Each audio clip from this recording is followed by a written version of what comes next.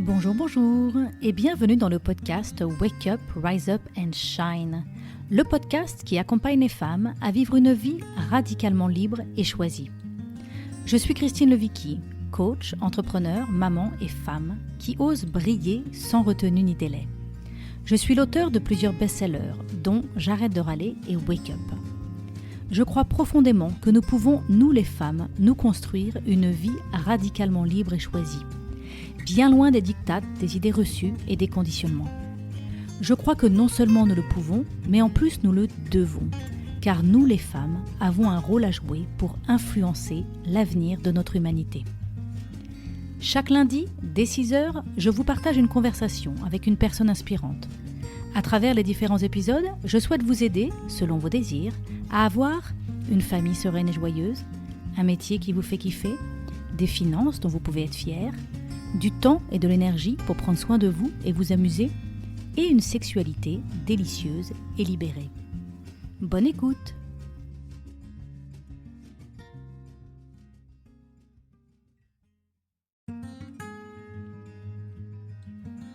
Bonjour et bienvenue dans le podcast Wake Up, Rise Up and Shine, le podcast à écouter avant de commencer votre journée. Je suis Christine Levicki, auteure des best-sellers J'arrête de râler et Wake Up, et à travers ces différents épisodes, je souhaite vous partager de nouvelles perspectives. De l'inspiration bien évidemment, mais aussi des actions concrètes pour vous permettre de vivre la vie que vous avez choisie. Je prends le temps de vous informer que votre podcast Wake Up, Rise Up and Shine sera en pause estivale pendant le mois de juillet et août. Alors continuez à écouter les épisodes jusqu'à la fin du mois de juin et ensuite retrouvez-moi pour la nouvelle saison dès lundi 5 septembre. Et en attendant, pendant l'été, si vous êtes abonné à ma newsletter, retrouvez-moi pour vivre un nouveau challenge. Un challenge autour des rituels matinaux pour ajouter une bonne dose d'extra à votre vie ordinaire. Si vous voulez vivre ce nouveau challenge avec moi et recevoir ma newsletter pour en être informé, je vous invite à aller visiter mon site internet christinelevicki.com. Sur ce site, vous pourrez rentrer votre email et vous serez abonné. À très bientôt. Dans l'épisode 54 de Wake Up, Rise Up and Shine, j'ai l'immense plaisir d'accueillir la fameuse Lilou Massé pour converser sur comment nous éveiller à un tout autre niveau de conscience pour que notre vie reflète plus de lumière et de couleur. Lilou Massé est franco-américaine, intervieweuse, auteure et entrepreneuse spécialisée dans le domaine de la conscience. Créatrice de la chaîne YouTube, la télé de Lilou, qui totalise plus de 100 millions de vues. La passion de Lilou est de toujours proposer un contenu varié et enrichissant à tous ceux qui sont à la recherche d'un éveil et de transformation intérieure. Lilou a récemment publié le livre « Rêver sa vie en couleur » aux éditions Michel Lafon. Alors cet épisode est pour vous. Si vous sentez que les crises successives que nous vivons nous imposent de nous éveiller à un nouveau niveau de conscience. Vous êtes curieux de comprendre le rôle des couleurs dans cet éveil. Vous êtes une femme qui souhaite concilier épanouissement professionnel et personnel. Dans cette vie, nous aborderons ce qu'est notre diamant intérieur et comment le polir au quotidien. Comment s'inspirer et se nourrir des couleurs pour ouvrir notre conscience. Les enjeux particuliers que nous sommes invités à dépasser dans notre développement personnel actuellement et comment concilier épanouissement personnel, professionnel et maternité. Alors bonjour Lilou et bienvenue dans ce podcast. Bonjour Christine, merci. Alors on t'appelle la globe trotteuse du bonheur. Tu es connue pour tes défis, pour changer de vie et ta célèbre télé de Lilou. J'ai envie de te demander comment te définis-tu ? Qui es-tu ? C'est vrai que globe-trotteuse me définit bien. J'aime voyager, m'enrichir de nouvelles conversations et rencontres. C'est quelque chose qui se passe spontanément dans ma vie et que dans le coup, j'ai envie de retranscrire et de partager avec le plus grand nombre au travers de nombreuses vidéos qui ont circulé en plusieurs langues aux quatre coins de la planète sur YouTube. Et puis, au fur et à mesure des rencontres, des livres se sont pas écrits tout seuls, bien sûr, parce qu'il y a du travail derrière, mais des rencontres se sont faites, des cahiers d'exercices sur différents thèmes, des livres. Mon univers, en fait, s'est enrichi de nombreuses conversations et de connaissances, et j'ai voulu le partager, et je continue de le partager avec le plus grand nombre. En plusieurs langues, comme je disais tout à l'heure. Donc oui, globe-trotteuse, auteure, intervieweuse, et puis complètement, pas accro, mais pas junkie non plus, mais j'ai envie de dire une soif de connaissances et d'inspirer les gens à passer la prochaine étape de leur vie et de découvrir à quel point il y a plein de lumière à l'intérieur d'eux. Et plus ils vont faire ça, plus on va faire ça, plus on va se sentir joyeux, bien, serein. Et puis avec tous les interviews que tu as fait, tu as dû apprendre énormément. Hein. Ça doit être passionnant de faire tous ces interviews. Moi, je découvre ça avec mon podcast, hein, le plaisir de rencontrer toutes ces personnes. Ça fait vraiment grandir. C'est enrichissant, c'est humiliant en même temps et ça ouvre constamment, ça permet d'être vraiment les deux pieds sur terre et en même temps d'avoir la tête dans les étoiles. C'est riche, ça nous propose de nouvelles expériences. Et puis aussi, ça nous affine à être vraiment intègre aussi avec nous-mêmes et d'aller jusqu'au bout de ce qu'on ressent est vrai, de notre vision des choses, de notre vision de ce qu'on a envie de partager. Donc ça demande une constante transformation finalement. Ces interviews sont très enrichissantes, c'est une bénédiction de pouvoir les faire. Mais en même temps, c'est une responsabilité et ça, dans le sens où ça demande une transformation continuelle aussi de notre part. Oui, oui. Je comprends vraiment ce que disent de nombreuses personnes et je ne sais pas si c'est l'âge ou si c'est l'expérience, mais je comprends cette idée de dire plus j'avance dans mes apprentissages, plus je découvre que je ne sais rien, en fait. Ouais. Et qu'il y a tellement, quoi. C'est plus on avance à grandir et plus on apprend, plus on découvre qu'on ne sait rien. C'est assez intéressant. Et c'est libérateur de savoir ça parce que dans le coup, on a juste à être et on se rend compte que c'est pas dans le faire. Et dans le coup, on est vraiment présent. On ose être nous-mêmes et finalement briller ce diamant intérieur. On ose le polir et dire qu'on ne sait pas. Et c'est savoureux parce qu'on découvre sans cesse des nouveaux territoires. Voilà, justement, j'ai envie qu'on parle de cette histoire de diamant et de polir son diamant intérieur. C'est vraiment le thème de ton livre « Rêver sa vie en couleur ». Alors, c'est quoi, selon toi, ce diamant intérieur ? Ce diamant, moi, tu sais, ce terme-là, je l'ai entendu pour la première fois quand je me suis fait virer, licencier à Londres en 2009. Et mon patron, que j'ai nommé Sage d'ailleurs, ce Sage m'a dit dans le livre, il m'a dit, mais ton diamant est brut, Lilou. Il a besoin d'être taillé, d'être poli. Et quand il m'a dit ça, ça m'a vraiment échaudée, si tu veux, parce qu'en plus j'avais déjà fait quelques années d'exploration, d'épanouissement personnel et autres, et je me suis pris cette claque et ça m'a mis un peu un moment avant de me rendre compte qu'en effet j'avais envie d'entamer ce vrai processus de transformation et de polir petit à petit, on va dire de libérer certains aspects de moi qui étaient blessés, certaines facettes qui étaient encombrées par des événements plus difficiles qui faisaient que je n'osais pas être pleinement moi-même dans toutes les situations. Et donc, finalement, plus on va polir ce diamant, le tailler, s'enrichir de nouvelles expériences, principalement, pas seulement de connaissances, hein, parce que c'est dans l'expérience qu'on va le vivre et qu'on va le polir, bien plus sa vie est lumineuse et colorée. Donc l'idée, c'est qu'on a tous en nous un diamant, mais qu'il peut être brut et donc pas le plus brillant, en fait. Et donc, nos expériences de vie nous amène à nettoyer ce diamant et à le polir pour que toute la lumière puisse passer à travers, c'est ça ? Oui, mais c'est surtout d'aller chercher ensuite et de découvrir les expériences qui vont polir ce diamant. Parce qu'à la limite, de savoir qu'on a un diamant intérieur et qu'en effet, on peut briller plus, ça on le sait. Mais après, d'aller vers ces expériences-là et d'oser tester de nouvelles choses et d'aller à la découverte de toutes ces différentes techniques et possibilités qui existent, mais de les vivre pour de vrai, va nous permettre de vraiment d'être encore plus heureux. Et je trouve que l'écart entre ceux qui sont dans cette démarche et ceux qui ne sont pas est énorme et sera encore plus énorme dans le futur. Et que je me suis trouvée dans des situations, tu vois, ensuite des expériences et des conversations qui m'ont permis, avec une ouverture, une envie, une soif même de comprendre, mais d'essayer par moments quand je le sentais, quand le moment était le bon pour moi de le faire, à des choses qui dépassaient tout bon raisonnement, on va dire, en tous les cas qui paraissaient absurdes au départ, surtout quand on est dans un pays étranger ou autre, et qui m'ont mais libéré ou fait vivre des moments de grâce et des choses qui fait que là, d'un seul coup, il y a quelque chose d'autre qui passe, qui est bien au-delà de la logique, qui est bien au-delà de ce qu'on aurait pu imaginer, qui fait qu'on est transporté vers une nouvelle expérience de soi, qui fait qu'ensuite, on va vraiment transformer, se métamorphoser, vivre des expériences après terrestres qui vont être bien différentes dans notre travail, avec la famille, etc. Et j'ai envie de dire, plus on va alléger ces bagages-là, et s'autoriser à expérimenter ces nouvelles choses, bien sûr, plus on va se sentir joyeux et bien et à sa place. Alors donc tu nous dis là que tu as vécu différentes aventures et dans ton livre, il y a beaucoup d'exemples et d'anecdotes concrètes de ce que tu as pu expérimenter, de ce qui, toi, a pu t'aider à polir ton diamant intérieur.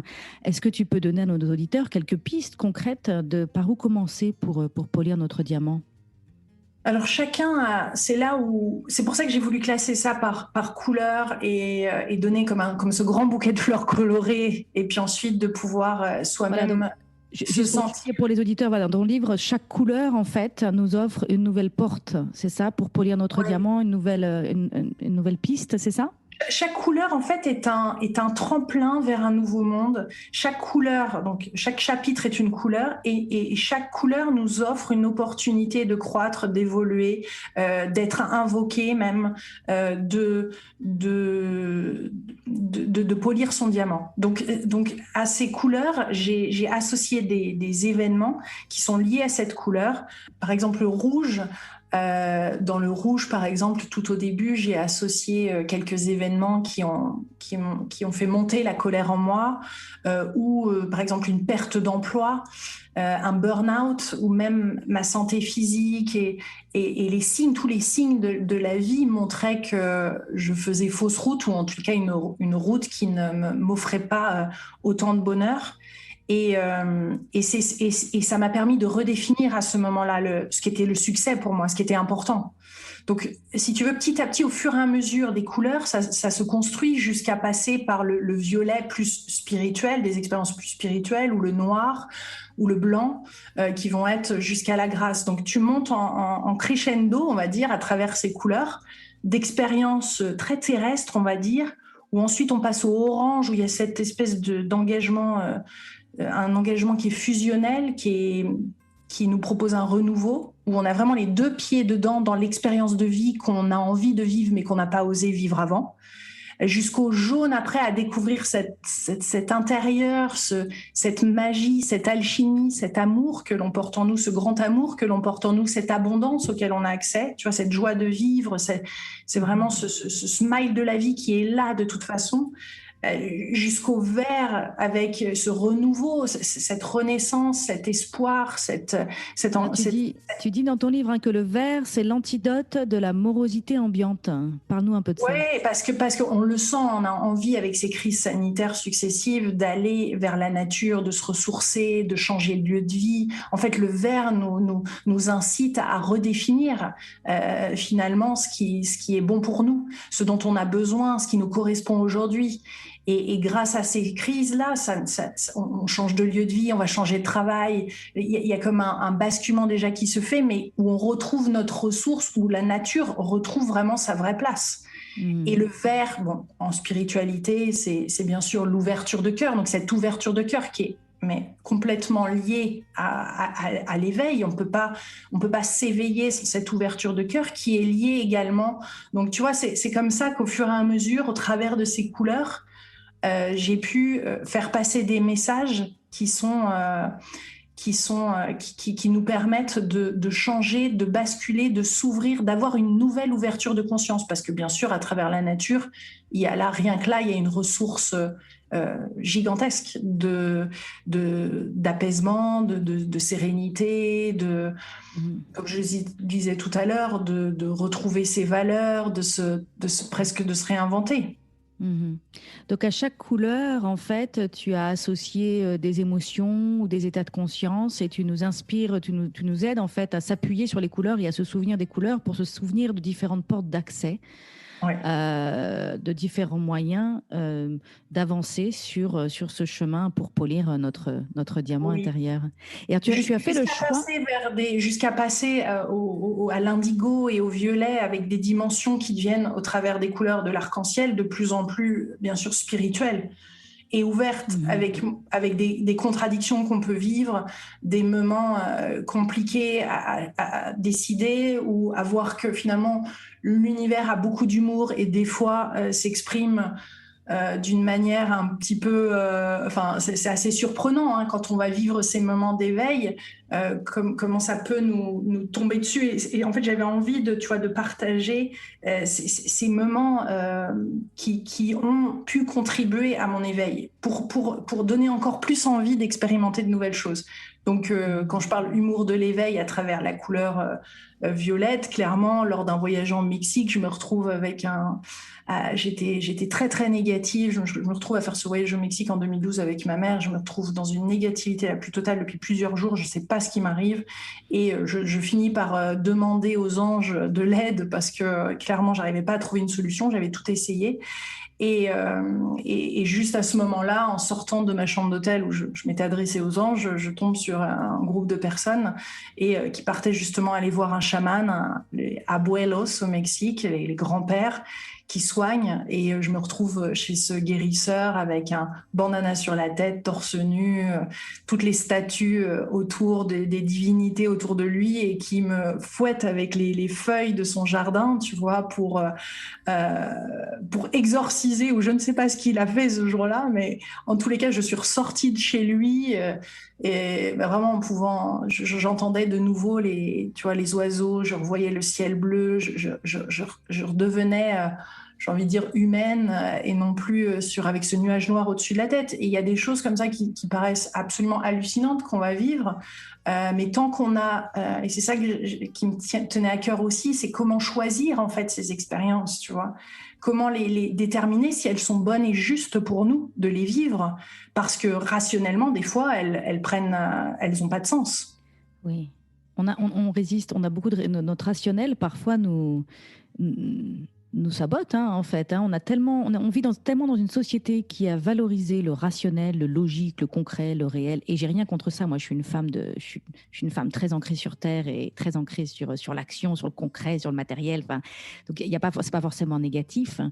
Mais parfois, ça peut être intéressant de lâcher un peu prise sur tout ça et d'oser des trucs un peu fous, ou des trucs un peu différents, ou des trucs qu'on comprend pas nécessairement, mais d'aller explorer aussi de Oui. ce côté-là, en fait. Et c'est vrai qu'on sent que, je pense qu'on est nombreux, et beaucoup des auditeurs peut-être se reconnaissent, où on sent que ça nous appelle, toutes ces choses-là, ce domaine du spirituel, de l'ésotérique, d'autres dimensions, en fait, connectées à la vie à travers d'autres dimensions que la dimension terrestre matérielle, en fait. Les anges, mais on a une retenue. Surtout en France, je trouve, il y a vraiment je ne sais pas si on peut parler de ça un petit peu, toi qui es globe-trotteuse, moi qui vis aux États-Unis, je trouve qu'en France, on a beaucoup de résistance. On a un peu, beaucoup de personnes ont rejeté les religions, et du coup, voilà, ils ont fermé la porte à tout ça. Alors ça bouge énormément, ça bouge énormément, et c'est vrai qu'on sent deux courants, comme je le disais tout à l'heure, un courant vraiment qui est dans la peur, surtout avec les médias, etc., qui sublime ça, et un autre courant qui est vraiment ouvert à ce genre d'expérience, et de plus en plus. Après, comme tu dis, forcément, il y a une retenue, on va analyser, on va voir, on veut tous les signes, etc., alors que finalement, on a tout ça à l'intérieur de nous. Et à partir du moment que ce cœur est ouvert, que le cœur se réouvre à la vie, et à oser cette vulnérabilité et à être vu, il y a quelque chose qui se passe où on sent quand quelqu'un en face n'est pas bon pour nous, qu'une situation, un événement n'est pas bon pour nous. Donc ensuite, si tu veux, la manière de naviguer est différente et tout à fait fluide et hyper reconnaissable. Tu retrouves ta famille d'âme, tu retrouves des gens avec qui tu as envie de créer les choses, tu es face à un thérapeute avec une thérapie un petit peu différente de ce que tu as entendu, sans recommandation direction tu y vas parce que tu vois dans les yeux de la personne une sérénité, une humilité. Et puis, comme je le dis à un moment dans le livre, rien ne nous empêche à tout moment, lorsqu'on est en train de faire ces expériences, de dire désolé, mais là, ça me va pas. Et là, franchement, on voit bien la réaction en face de la personne. Moi, ça m'est arrivé plein de fois d'annuler des rendez-vous, de commencer quelque chose et après de me rendre compte qu'en fait, il y avait quelque chose de caché, un agenda caché chez cette personne, donc j'arrête. Et après, la réaction de l'autre, en fait, est très intéressante. Alors oui, ça demande du courage d'aller jusque-là et d'oser dire, et d'annuler, mais rien que là, rien qu'en voyant la réaction de l'autre, on voit Oui. le niveau de conscience qu'on a en face de nous et surtout la confiance qu'on peut lui accorder. Mais bien souvent, le cœur lit au travers de nombreux signes, c'est-à-dire qu'on voit à travers le visible, on voit au-delà du visible, je veux dire, et au-delà des apparences. Et ça, c'est précieux. C'est-à-dire, et c'est pour ça que pour moi, c'est tellement important qu'on s'éveille à ces nouvelles expériences parce que, et qu'on s'autorise à vivre un nouveau niveau de conscience parce qu'on va pouvoir créer un nouveau monde, on va pouvoir créer de nouvelles choses, on va pouvoir vivre des événements complètement différemment, on va pouvoir, les rencontres ont pu avoir le même sens et ça, c'est juicy, comme on dit en anglais, parce Exactement. que c'est tellement savoureux pour le corps, l'âme, l'esprit, nos proches, tout le monde. Ouais. Ah, c'est passionnant. Alors, j'ai l'impression que ce que je sens de ce que tu dis et ce que j'observe, c'est que quand on va à la rencontre d'un thérapeute ou quand on découvre qu'il y a peut-être une cérémonie à vivre quelque part ou un rituel à vivre quelque part, ou voilà, on découvre ces choses-là, c'est vrai que la réaction naturelle, enfin, je ne sais pas si elle est naturelle, peut-être qu'elle est construite socialement, ça va être d'être sceptique et de douter, de dire, oh, c'est quoi ce truc, qu'est-ce qui me veut celui-là, est-ce que... Et donc, on va tout de suite être on va se fermer, en fait. Toi, ce que tu nous dis, c'est faites-vous confiance. C'est oui, l'autre, on ne sait pas nécessairement, mais faites confiance en votre capacité. Allez-y et faites-vous confiance dans votre capacité à sentir si c'est bon pour vous et dans votre capacité à dire non si ça ne vous convient pas. Ouais. Et donc, plutôt d'être sûr à 100% que vous pouvez faire confiance en l'autre, faites-vous confiance dans votre capacité à ce que dans l'instant présent, vous saurez si c'est bon pour vous et vous serez capable de faire le tri et vous serez capable. Et puis parfois, on vit des expériences et puis on se dit, oh, c'était pas terrible ce truc. Bah, ok, c'est pas grave, au moins on a été de l'avant, on a essayé un truc. Et puis parfois, on va tomber sur des expériences où on va se dire, waouh, j'ai découvert quelque chose sur moi, j'ai découvert quelque chose sur la vie, je pensais pas du tout que ça nous a changé et transformé, quoi. Et c'est ça, c'est la vie justement, c'est faire confiance à la vie, au-delà de soi, c'est faire confiance à la vie. Et ça, c'est le gros changement de paradigme finalement, c'est de faire confiance, que de voir que la vie est avec nous et non pas contre nous. Oui. Et qu'il n'y a plus besoin d'être à contre-courant, mais qu'on peut aller avec le courant de la vie. Et que la vie nous veut du bien, la vie nous veut même ce qu'il y a de meilleur. Et le fait de raisonner comme ça, mais pas seulement de raisonner, mais de le ressentir dans chacune de ces cellules, change littéralement l'expérience du vivant. Et pour le coup, oui, une fois qu'on fait confiance à la vie, à soi-même, qu'on a ce cœur qui est ouvert, qu'on se sent ancré et bien et serein et la tête, je veux dire, claire, pas avec le mental qui court et qui diffuse, juste simplement, et ben là, on se sent guidé, on se sent porté. Et on est porté et guidé vers la vie, nous amène à certaines rencontres. Pour moi, dans ma vie, il n'y a pas de hasard, mais zéro hasard de rencontres, de présence, de moments avec qui je passe, de lieux où je vais être, de lieux de vie. Tout est co-créé. C'est même pas une création que j'ai imposée, c'est une co-création. C'est pour ça que je démarre toutes mes vidéos par Bonjour mes délicieux co-créateurs, parce que nous sommes des co-créateurs. Et quand on réalise ça, c'est fabuleux. Je veux dire, j'aurais pas envie. Et je pense que c'est ça qui fait peur, et je le nomme aussi dans le livre, ce basculement, en fait, fait peur à certaines personnes parce qu'on a l'impression qu'on ne pourra jamais revenir en arrière. Et c'est vrai, on ne peut pas revenir en arrière quand on a une ouverture de cœur, quand on a une ouverture de conscience. Et franchement, une fois qu'on l'a vécu, on n'a pas envie de revenir en arrière. Donc en fait, ce qui fait peur, finalement, comme une peur, comme beaucoup de peurs, hein, on est d'accord, une fois qu'on est de l'autre côté, on se dit mais c'est incroyable, parce que non, j'aurais pas envie de vivre autrement, parce qu'on se sent beaucoup plus lucide, beaucoup plus serein, beaucoup plus clair, et pas indépendant ou égoïste ou autre, justement au contraire bien plus à l'écoute de l'autre, tout en sachant écouter sa voix intérieure. Donc là, on parle vraiment de voyage intérieur, de liberté intérieure, de quel que soit ce qui se passe à l'extérieur. Et ça me paraît essentiel, surtout de nos jours, avec tout ce qui se passe, toute l'info qui circule, les événements, etc., les incertitudes, de trouver ce calme intérieur est précieux. Donc, dans ton livre, tu nous donnes des pistes, tu nous racontes en fait quelles ont été ces expériences que toi, tu as vécues, c'est ça? Oui. D'accord. Oui, et de nombreuses expériences que j'ai pas forcément révélées avant. Certaines, oui, dans mes livres, parce que forcément, quand on a écrit 20 livres, il y en a forcément certaines que j'ai expliquées.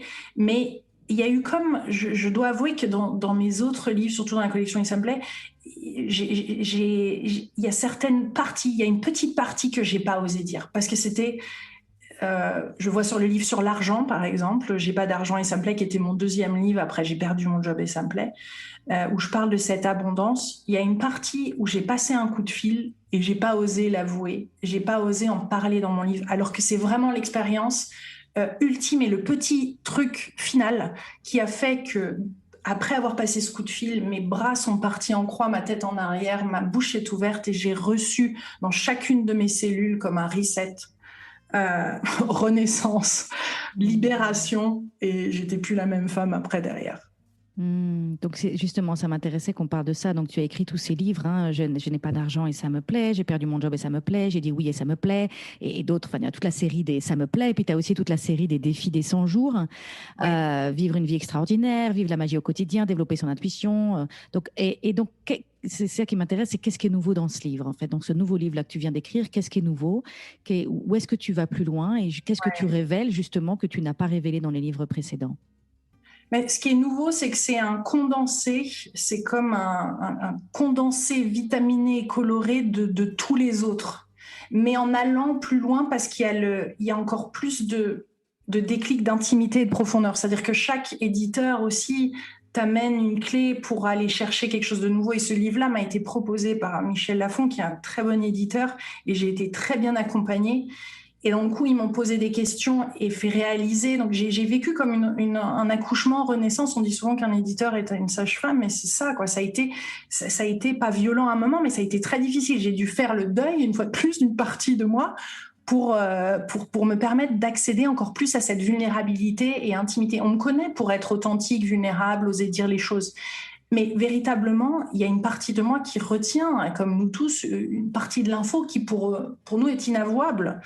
Et finalement, c'est libérateur là aussi. C'est juste une autre couche de cet oignon, hein.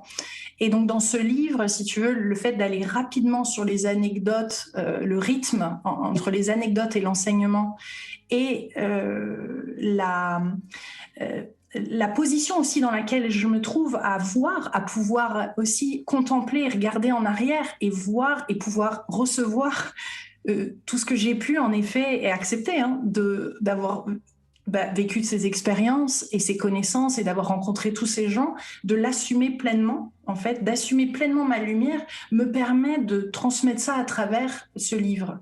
Et donc, si tu veux, maintenant, je me retrouve avec les pieds dans le sol en sentant cette lumière, en étant fière de ça, sans vouloir maintenant l'atténuer. Et je me retrouve encore à l'atténuer de temps en temps, mais de moins en moins. Et ça, c'est tellement puissant de le sentir en soi qu'on a envie de le partager. Et j'avais envie de partager ces clés qui m'ont amené à ça.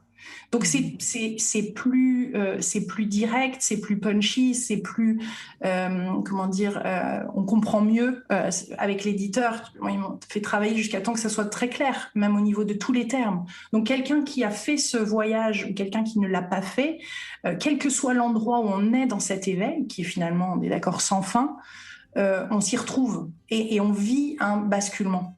On vit dans le bon sens du terme, où là, il y a quelque chose qui s'ouvre et il y a une nouvelle porte. Et ça, on peut que le retranscrire, je trouve, Christine, à travers nous-mêmes l'avoir vécu. Tu vois, je vois que tu le fais de la même façon, parce qu'en ce moment, je te vois avec des rituels de femmes et tout ce que tu expérimentes. Je sens que tu nous prépares plein de choses. Et c'est que seulement par l'expérience qu'on peut le retransmettre après. Il n'y a pas d'autre façon. Et c'est au-delà des mots, tu vois. Je parlais hier, j'interviewais Davina et Véronique, Gym Tonic à la télé dans les années 90, 80, je crois. Oui, oui, oui. Et elle est non-bouddhiste maintenant, elle est très lumineuse, cette femme. Et elle me disait, tu sais Lilou, j'ai écouté tes interviews pendant 2 mois, pendant que j'avais un zona qui m'a bloqué tout le visage, j'étais dans le noir, etc. Et j'ai écouté tes vidéos pendant 2 mois. Ça m'a aidé, ça m'a enrichi, ça m'a guéri. Et c'est exactement ce qui se passe dans les livres ou les interviews qui sont comme ça, pas possédées, mais tu vois, qui sont empreintes, il y a l'esprit qui est dedans, parce qu'il y a la vie qui nous traverse. Donc, dans le coup, ce qu'on crée, la vie est dedans. Et donc, Donc forcément, c'est magnétique, c'est charismatique, ça transmet une information, une énergie. Et c'est beau quand on peut, en tant qu'humain, être canal comme ça, tu vois, de ça. Et c'est ce qui se passe avec ce livre, et c'est ce que ce livre m'a permis de faire. J'avais aucune idée que ça allait se passer comme ça. Et ce n'est qu'une étape, on est d'accord. Oui, j'ai l'impression, tu vas me dire ce que tu en penses. Moi, je te connais depuis de nombreuses années. Tu m'as interviewé plusieurs fois, puis tu as fait tous ces milliers d'interviews. Et j'ai l'impression que tu étais un peu sur le côté de toutes ces personnes à leur poser des questions et à les interviewer. Et j'ai l'impression que tu es de plus en plus en train de prendre ta place, toi, Oui. en tant que porteuse de messages et en tant que quelqu'un qui... Oui, c'est ça, en tant que porteuse de messages, quelqu'un qui veut transmettre, toi, Lilou et ton audience. Ça te parle, ça? Ouais, complètement. Ouais. J'osais pas, et finalement, c'est en train de se passer, et c'est en train de se révéler, et ça fait un bien fou. Super. Alors, parlons de ça, de J'osais pas. Je sais que toi, tu as écrit sur la révélation du féminin, et moi aussi, c'est une thématique qui m'intéresse beaucoup en ce moment. Est-ce que tu trouves que peut-être les femmes n'osent pas justement révéler leur féminin, ou qu'il y a quelque chose de l'ordre de la retenue? Moi, j'ai créé un programme qui s'appelle La Voix d'Athéna, où on parle d'activer ses pouvoirs sans retenue ni délai. Et j'ai vraiment l'impression que le féminin, on n'ose pas, on crée de la retenue et on crée du délai. Qu'est-ce que tu en penses de cette idée? Oui. Après, tout dépend d'où. Enfin, après, on a chacune notre expérience. Je pense qu'on a toutes vécu des traumatismes qui sont plus ou moins grands, et que ces traumatismes ont formé des blessures et des croyances qui fait que on a du mal à voir autrement la femme, et on a du mal à concevoir qu'elle peut être autre chose. En fait, il n'y a pas trop de modèles qui existent. Et dans le coup, on n'est pas, comment dire, on ne se fait pas encore assez confiance, ou on n'ose pas, une fois de plus, expérimenter de nouvelles choses qui vont faire que ce féminin va être libéré et révélé. Pour moi, ça s'est fait à travers l'œuvre de Yoni. C'est pour ça que j'ai écrit l'œuvre de Yoni chez le Duc. Parce que cette œuvre a été un symbole de renaissance de mon féminin, et a libéré des blessures, et m'a mis sur la voie de mettre de la conscience dans ce corps, de l'écouter, de juste prendre connaissance de son anatomie, enfin de plein de choses qui n'étaient pas là dans ma vie. Et petit à petit, en vivant ça, une fois de plus, la lumière intérieure et les parties blessées sont... petit à petit s'apaise, et ça nous permet de vivre, de découvrir qui nous sommes en tant que femmes, et non pas à travers nos mères, à travers d'autres personnes dans la société, ou des représentants, on va dire, acteurs ou autres. Enfin, c'est d'autant plus difficile peut-être pour une femme, en effet, de vivre cette transformation et de découvrir cette nouvelle état de conscience, et de découvrir la déesse et la beauté du sacré, et libérer ça pour qu'on soit en mouvement, pour qu'on ose s'exprimer, pour qu'on ose jouir de la vie dans tous les sens du terme, d'ailleurs. Oui. Parce que c'est délicieux, mais il faut s'autoriser à avancer dans le noir, s'avancer vers l'inconnu, tu vois, et essayer de nouvelles choses. Cercle de femmes, tente rouge, stage de tantra. J'ai pu expérimenter des choses, mais hallucinantes. Alors, à l'autre bout du monde, en Thaïlande, avec des personnes que j'ai interviewées comme Rosé Toiran ou autres, qui m'ont fait découvrir des capacités de mon corps, tu vois, en tant que femme, dont je ne connaissais pas. Et donc ça se déploie, j'ai envie de dire, et chacune, on a notre chemin qui est très différent, mais ces traumatismes vont nous bloquer, et vont nous freiner, et vont pas nous faire voir la vie telle qu'elle est, ou telle que nous sommes, telle que nous pourrions être non plus. Ce que tu me dis, hein, c'est moi, donc c'est un nouveau sujet que je développe, le sujet du féminin, et ce que tu me dis confirme mon intuition. Mon intuition, c'est que le féminin, quand on parle du féminin sacré, et donc on a tous en nous, les hommes et les femmes, une part de féminin, une part de masculin, hein, et quand on parle du féminin sacré, on fait appel à cette dimension du féminin. Et moi, j'ai l'intime conviction que le féminin, c'est le corps, en fait, et que si on n'est pas en paix avec notre corps, si on n'habite pas notre corps, si on est, on peut pas accéder à ces super pouvoirs du féminin. Et donc, tous ces traumas qu'on a vécus par le passé, ces agressions, et puis cette pression sociétale sur le corps féminin, de à quoi il doit ressembler, et puis ces abus sexuels et le mouvement MeToo, et puis enfin, toute cette historique, ce passé qui peut être le nôtre personnellement ou celui de notre société, en fait, autour du féminin, fait que de nombreuses femmes sont détachées de leur corps, vivent à quelques centimètres de leur corps, elles sont enfermées dans leur tête, à essayer de mener leur vie à travers leur tête, et du coup, n'accèdent pas à leur super pouvoir féminin. Et j'ai l'impression, peut-être que tu vas me dire, et je suis un peu curieuse, est-ce que cette œuvre de Yoni, pour toi, t'a aidé à faire ce retour au corps et à faire la paix avec ton corps et avec ton sexe et à ramener ton attention à l'intérieur de toi? Je peux pas dire que j'ai fait la paix avec mon corps. Par contre, moi, c'est passé par la sexualité, ouais. C'est passé par la sexualité, cette montée de la Kundalini, en effet, l'œuf, si tu veux, éveille, éveille, hein, et comment dire, réinitialise, ou je sais pas comment dire, fait un grand reset à ce niveau-là. On vit de nombreuses expériences à travers cette œuf, donc oui, ça passe par le corps, mais moi, c'était plus, je le vois plus comme l'énergie vitale qui recircule. Oui. Alors que sinon, à travers ces traumatismes, c'est comme s'il y avait c'était stagnant, et d'un seul coup, ça recircule. Donc oui, ça passe par le corps, mais c'est d'être ce canal, que l'énergie puisse facilement circuler. Et donc, du coup, elle nous invite et on peut danser avec la vie, on peut aller là où on doit aller. Et donc, sans être forcément confortable avec son corps, petit à petit, on peut le faire en parallèle, je trouve. Comment dire, ça vient comme, pour moi, c'est venu plutôt comme un second, comment dire, comme un bénéfice, tu vois. Secondaire, ouais. Ouais, voilà, comme un bénéfice secondaire. Et petit à petit, ça se libère et ça s'améliore au travers de, comme je te le disais, d'une sexualité plus épanouie, plus libérée, de cette énergie qui circule, de quoi d'autre, d'être maman aussi, hein, forcément.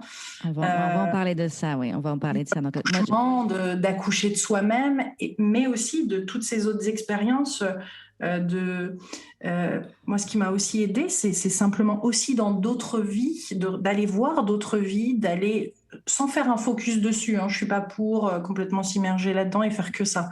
Mais grâce à des thérapies, là aussi, un peu extraordinaires, de couper des liens, de libérer sur un autre plan qui est invisible certaines choses pour que cette vie-ci soit encore plus, tu vois, fluide au niveau de notre féminin. C'est un tout, hein. Il y a beaucoup de choses qui font que le féminin s'éveille, et on a toutes nos portes d'entrée en fonction de ce qu'on a vécu et des rencontres qu'on va faire. En tout cas, je connecte beaucoup avec cette idée de faire circuler l'énergie sexuelle, la Kundalini, et voir en fait que là, quand on, enfin en tout cas découvrir en fait qu'on active notre pouvoir de création en faisant ça, et que le corps de la femme est particulièrement construit et fait, enfin, est puissant dans son pouvoir de création. Et d'ailleurs, je développe moi ces derniers temps des ateliers de yoga orgasmique. Donc c'est pas le sujet de cette interview, mais c'est un peu l'idée, c'est de faire des pratiques, d'apprendre en fait, d'apprendre à faire ça, d'apprendre à réveiller cette énergie et de comprendre, comprendre notre corps et comprendre comment faire circuler cette énergie dans notre corps. Donc, et j'ai enregistré un autre épisode avec Céline Rémy dans lequel on parle de toutes ces choses-là. Je le mettrai dans les notes de cet épisode. Ouais, délicieux. Alors, tu es devenue maman il y a environ 2 ans, je crois, quand je vois les photos que tu postes régulièrement avec ta petite. Et je suis curieuse de savoir qu'est-ce que la maternité a changé dans ta vie. Où est-ce que ça a changé ta manière de voir la vie? Est-ce que c'est venu challenger ta vie sur certaines choses? J'ai envie qu'on parle un petit peu de ça. Ouais, ça a été une période moi, ça a été une période déstabilisante, je veux dire, les 2 premières années. Je m'attendais pas à ça. J'ai vécu une grossesse lumineuse, on va dire, avec quand même plein de questionnements qui venaient, qui n'étaient pas forcément là, ou peut-être un peu plus appuyés qu'avant, et des choses qui se sont révélées et qui me bloquaient, et qui étaient, je pouvais plus passer à côté, je devais travailler dessus. Et puis à l'arrivée de Stella, avec l'allaitement, je l'ai allaité 1 an, et toute bien sûr l'accouchement, etc. et ce que ça demande. l'arrivée de Stella m'a perturbée dans le sens où comme toute arrivée du premier enfant, on n'a plus les mêmes repères. Et c'est sûr qu'à 40 et quelques années, j'ai 43, on le vit peut-être pas pareil qu'à 30, je ne sais pas. Mais en tous les cas, moi, ça m'a perturbée dans le sens où j'arrivais plus à retrouver la gratitude par moments. On avait un manque de sommeil constant, puisque Stella faisait pas ses nuits du tout les 2 premières années. Donc il y avait quelque chose qui était là et qui nous a demandé d'aller comment dire, de trouver cette patience, cette douceur, cette tendresse, et d'accepter que l'ancienne vie, enfin l'ancien moi, les habitudes, etc., ne pouvaient plus être, je pouvais plus être la même qu'avant, que ça me demandait une transformation, mais je pensais pas, enfin c'est comme si là ça m'était imposé, tu vois. Donc j'ai moins aimé le côté ah tiens, d'un seul coup il va falloir réellement qu'il y ait un gros changement, sinon ça va pas le faire. Et donc j'ai résisté, et à un moment, là, le cœur s'est ouvert pleinement à cet enfant. Bon, il s'est ouvert, bien sûr, quand je l'ai vu, hein, j'explique. Mais il y a eu une ouverture de cœur par rapport à elle qui s'est passée ces derniers mois, enfin la dernière année, qui fait que petit à petit, de plus en plus d'amour pénètre, et de joie, et de pouvoir voir tout ça, enfin de s'émerveiller, de transmettre. Hein. Pour moi, en fait, je pense qu'elle m'a surtout ouverte à la transmission, à justement prendre ma place, tu vois, puisque tu m'as posé la question tout à l'heure, où tu l'as dit, que ça m'a aidé à trouver ma place de femme aussi, et qu'en effet, j'avais aussi beaucoup à transmettre, et je le vois à travers elle que j'ai à transmettre. C'est elle qui a été un peu ce miroir de ça. Oh, c'est génial, c'est génial. Moi, je suis maman de 3 filles et je le vois tout le temps, hein, à quel point. Et puis, tu vas voir, c'est elle aussi qui va t'apprendre. Enfin, elle t'apprend sûrement déjà. Ah ben c'est ça qui n'arrête pas. Elle n'arrête pas de m'apprendre, justement, à travers que ce soit des difficultés ou des moments que j'avais pas expérimenté avant, d'apprendre. J'apprends de moi-même sur ces situations, et au travers elle, forcément, puisque c'est elle. J'ai l'impression que c'est elle qui provoque ces événements. Ouais. Et nos enfants nous demandent de prendre notre place. Hein. Les enfants attendent de nous que leur mère et leur père, d'ailleurs, prennent leur place dans ce monde. Ouais. Surtout quand on veut les éduquer avec les outils actuels, tu vois, parce que mon souhait aussi, c'est ça, c'est qu'elle soit bien, enfin, elle se sente elle aussi à sa place. Oui. Donc, et quand on déploie tous ces efforts pour respecter les besoins de nos enfants, pour honorer leurs talents, et quand on déploie tout ça pour eux, ils nous regardent et ils nous disent et toi? Tu fais aussi, parce que c'est à travers nous qu'ils apprennent le plus. On peut les mettre dans les meilleures écoles, on peut lire les meilleurs livres, on peut amener vers eux toutes ces choses formidables, mais si on les amène pas vers nous, ça n'est pas cohérent pour eux. Et c'est à travers notre être, notre manière d'être, qu'ils apprennent le plus. Donc je trouve ça. Et Thomas d'Assembourg le dit très bien dans un de ses derniers livres. C'est ça, ils attendent de nous c'est ça qu'ils vont regarder. C'est de cette façon-là qu'ils vont apprendre, pas ce qu'on dit, mais ce qu'on va faire. Voilà, j'ai fait un podcast avec Thomas d'Assembourg. Je le mettrai aussi dans les notes de cet épisode pour ceux qui veulent l'écouter, où il explique ça. Il dit voilà, est-ce que notre façon d'être adulte donne envie à nos enfants, en fait? Et ça, waouh, quand j'ai entendu ça, pouf, je dis ah, ok, d'accord, donc il faut que je leur donne envie. Et quelle permission, en fait? C'est génial, parce que souvent on est enfermé dans nos obligations, dans tout ce qu'il faut qu'on fasse pour eux, soi-disant, mais on se sacrifie. Et en fait, se sacrifier pour nos enfants, c'est pas du tout leur donner envie d'être adulte. Et là, de se dire ah, en fait, donc j'ai le droit de m'amuser, j'ai le droit de faire ce que je veux, j'ai le droit et du coup, j'ai le droit d'être imparfaite. Ça aussi, se donner la permission d'être imparfait, parce que quand on est ce parent parfait, c'est dur de suivre nos traces. Tandis que si on est imparfait, on donne la permission aussi à nos enfants d'être imparfaits. Je trouve j'ai l'impression qu'il se joue quelque chose entre les rapports des enfants avec tous ces mouvements d'éducation bienveillante, en fait, qui se développaient dans les dernières années. En fait, ça revient vers les parents en ce moment. Et les parents sont un peu obligés de se dire il est temps que moi aussi je fasse mon travail, quoi, et que moi je prenne ma place, et que moi je ah là là, j'ai le cœur grand ouvert là de te parler de ça. C'est bon. Alors j'ai encore 2 petites questions pour toi. La dernière, c'est une question que j'ai envie d'aborder un petit peu assez rapidement, c'est Bah, tu nous as dit il y a quelques instants là, que l'arrivée de Stella, c'est venu te chambouler, que tu dormais pas, et que voilà, c'était pas forcément facile. Et je trouve que c'est très, très important qu'on en parle Oui. de ça. Et en même temps, moi, ce que j'ai vu, c'est que dans les dernières années, tu as déployé plein de choses au niveau professionnel. Tu t'es absolument pas arrêté. Et donc, est-ce que tu aurais des petits conseils ou quelque chose à partager à nos auditrices qui ont, elles aussi, envie de combiner leur épanouissement professionnel avec la maternité? Et voilà, comment tu fais, toi, pour que ça marche? D'une, c'est vrai que je regrette juste, et tu vois, si j'avais un deuxième enfant, je me dirais les 6 premiers mois, je le consacre complètement à mon enfant et j'essaye pas d'écrire un agenda de grossesse. Plus je suis enceinte et ça me plaît, alors que j'allaite et que ça se passe pas forcément simplement. Donc déjà là, je me ferai je me ferai un cocoon pour m'autoriser, parce que ça a été beaucoup trop et j'étais clairement en burn-out. Et je suis passée par des moments de déprime intense et c'est pour ça que je me suis mis la barre très haute à vouloir faire ça, parce que je voulais transmettre dans le moment mon récit d'accouchement, de la grossesse, tu vois, et tout ça. Et c'était beaucoup trop. Après, ce qui marche beaucoup pour moi, c'est le fait de travailler avec mon mari. On est très, très complémentaires. Et donc, le fait de s'être rencontrés en 2016, moi, je l'ai rencontré à 39 ans seulement. Là, ça m'a permis de trouver, d'avoir quelqu'un qui, c'est ma moitié, hein, au travail aussi, dans le sens où il s'occupe de tout ce qui est, on va dire, organisationnel, inventaire, production, gestion, etc. Ce qui fait que moi, je suis vraiment que dans la création.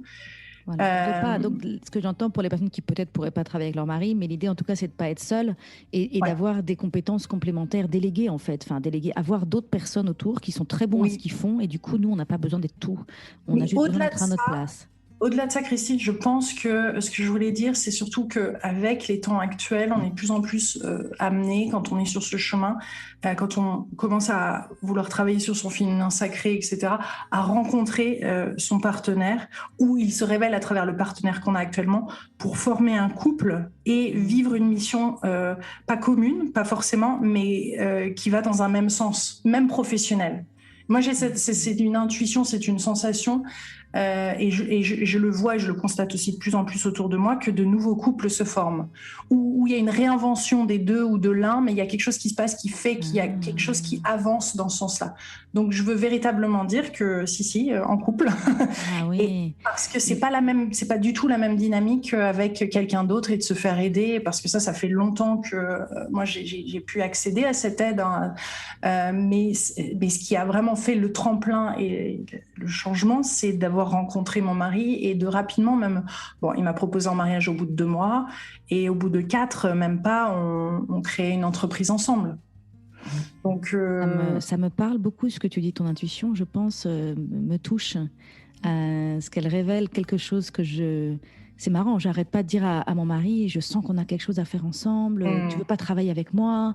Et lui me regarde, mais de quoi tu parles? Et c'est marrant, parce que là, ce que tu viens de me dire, je me dis, ah, mais c'est ça peut-être, c'est peut-être ça que je ressens. Ah, c'est marrant, en effet. Ah, super. Super. Et l'homme est dans toute sa puissance, il rentre ensuite dans son masculin sacré, qui est protecteur, qui porte sa déesse, et la déesse peut illuminer, si tu veux. Enfin, c'est hallucinant de sentir le confort et que chacun trouve sa place comme ça, et c'est merveilleux. Et l'homme est dans sa puissance d'homme et la femme est dans sa puissance de femme, même si, comme tu l'as dit tout à l'heure, on a chacun l'homme et la femme en nous, enfin le féminin et le masculin, mais il y a un équilibre très puissant et qui vient contacter les forces célestes, terrestres et tout, pour vraiment aller de l'avant et faire que la mission de vie autre, tu vois, vraiment, pour les temps actuels, c'est pas encore plus favorisant, parce que c'est pas ça le terme, c'est même pas... C'est juste une dimension encore autre au travail. Et dans la famille. Enfin, j'adore cette idée de se dire peut-être que notre société appelle à ce que les couples fassent leur travail, leur mission de vie, en fait, joignent leur mission de vie et soient acteurs de ce monde ensemble, en fait. Et ça, c'est... Alors, Mickaël ne définirait pas comme ça mon mari, comme c'est sa mission de vie. Parce que sa mission de vie devient plus à soutenir le féminin. En fait, pour nos hommes, c'est plus nous soutenir. Oui. Donc c'est ça leur mission de vie. Et nous, c'est comme s'ils nous portaient et nous, on avait cette vision pour enfanter, tu vois, on enfantait le monde, mais ils nous permettaient de l'enfanter. Oui. Ils nous portent. Et ça, j'en parle dans mon programme La Voix d'Athéna, de cette idée qu'on a bâti une société qui aujourd'hui est asséchée, la Terre est asséchée, les humains font des burn-out, et on a besoin de régénération, et cette régénération va passer par le féminin, et donc on a besoin que les femmes influent l'avenir de notre humanité et qu'effectivement deviennent les déesses qu'elles sont et activent leur pouvoir créateur pour diriger, orienter, influencer ce monde. Et en effet, le masculin est invité à soutenir et à encourager et à sécuriser et à prendre sa place. Et pour l'instant, tu vois, il y a plein de livres sur le féminin qui sortent, mais les livres sur le masculin sacré vont sortir. Moi, j'ai fait la préface d'un livre qui sortira en septembre de Patrick Ferrer sur le masculin sacré. Il organise depuis très longtemps des cercles d'hommes. On n'en parle pas assez de ça. Mais oui, il y a plein de cercles d'hommes qui existent et ça fait énormément de bien aux hommes. Oui. Et je me rappelle de Patrick Ferrer qui assistait Diane Bellego dans les stages de Tantra et ils se sont séparés et maintenant il prend toute sa place d'homme. Oh là là, c'est beau, c'est lumineux, c'est puissant et c'est un sujet qui va être... les hommes vont être de plus en plus intéressés par ça. Ah là, j'adore cette conversation. J'aime beaucoup, Lilou. J'apprécie beaucoup comment tu parles ouvertement et on sent que tu oses être vulnérable et c'est ça qui te fait briller en fait. Donc c'est super. Merci pour t'ouvrir comme ça aujourd'hui. J'ai une dernière question pour clôturer. Qu'est-ce que la Lilou Massé d'aujourd'hui a envie de dire pour clôturer cet épisode? Quelque chose peut-être que tu pouvais pas dire avant. Quelque chose que tu sais maintenant, que tu ne pouvais pas dire avant et qui pourrait être ton mot de la fin. Que j'allais dire quelque chose que je vous aime. Tout simplement, que je vous envoie beaucoup d'amour, que je vous aime tendrement, que vous avez toutes les capacités en vous et les réponses et que la vie n'attend que de pouvoir vous soutenir et de vous aider. Donc, osez. Osez l'écouter, osez lui demander et allez-y. Donnez-vous la permission. Super. Merci Lilou. Alors, est-ce que tu peux nous rappeler donc ton livre, on le trouve dans toutes les librairies, hein, c'est ça? Il est disponible partout, Rêver sa vie en couleur. Sinon, où est-ce que les auditeurs peuvent te retrouver? Ils me retrouvent sur la télé de Lilou, sur YouTube, sur Instagram. Je suis très présente sur Telegram maintenant aussi. J'ai créé des groupes locaux pour que par département, par ville, des gens puissent se retrouver et co-créer localement. Donc ça aussi, c'est plein de choses qui se déploient sur plein de réseaux sociaux et parce qu'ils ont tous leur... Vous googlez Lilou Massé, vous verrez, il y aura des... liloumassé.com, voilà. liloumassé.com et vous trouverez tout ça. Super. Écoute, merci infiniment Lilou et j'espère qu'on aura l'occasion de se voir prochainement, soit quand tu visites la Californie ou soit quand je serai en France. En tout cas, merci d'avoir accepté ce podcast. Merci Christine. Alors ma conversation avec Lilou est terminée, mais comme promis, si vous avez envie de continuer à apprendre et à découvrir sur les thèmes que nous avons abordés ensemble pendant cet échange, je vous invite à écouter l'épisode 39. Notre façon d'être adulte fait-elle sens et envie pour les jeunes? Ceci est ma conversation avec Thomas Danzambourg, ainsi que l'épisode 49, Se faire accompagner dans sa sexualité. À bientôt. Si vous avez aimé ce podcast, abonnez-vous pour que je puisse continuer à vous apporter des ressources pour vous aider à vivre pleinement la vie que vous avez choisie. Si vous écoutez sur Apple Podcast, laissez-moi 5 étoiles. C'est vraiment le meilleur moyen de m'encourager et de me soutenir.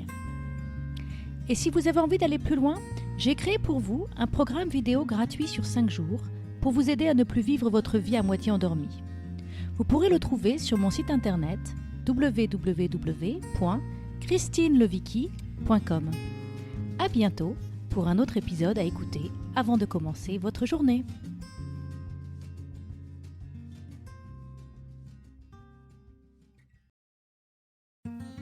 Si vous avez aimé ce podcast, abonnez-vous pour que je puisse continuer à vous partager des ressources pour vous aider à vivre une vie radicalement libre et choisie. Je vous invite à mettre 5 étoiles sur Apple Podcast ou sur votre plateforme préférée. C'est vraiment le meilleur moyen de me soutenir. Vous pouvez aussi partager l'épisode que vous venez d'écouter avec votre entourage si vous pensez que cela pourrait les intéresser. Et si vous avez envie d'aller plus loin, j'ai créé un programme vidéo sur 5 jours gratuit pour vous aider à ne plus vivre votre vie à moitié endormie. Vous le trouverez sur mon site www.christinelevicky.com. À bientôt pour un nouvel épisode.